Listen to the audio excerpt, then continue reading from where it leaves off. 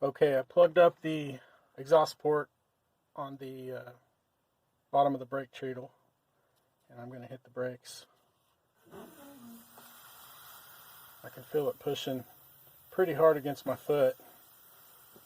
I can hear it, but it's not nearly as bad as it was. You can see the needle coming down.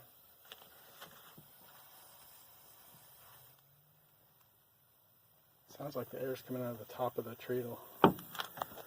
And I let it go, and it starts humming.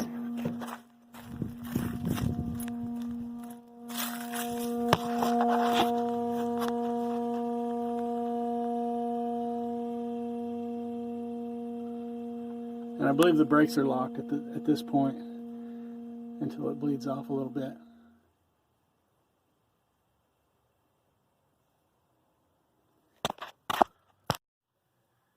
This is with the pipe fitting removed from the bottom of the treadle.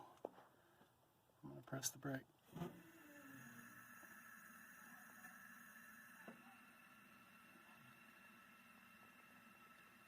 It pretty much goes all the way to the floor.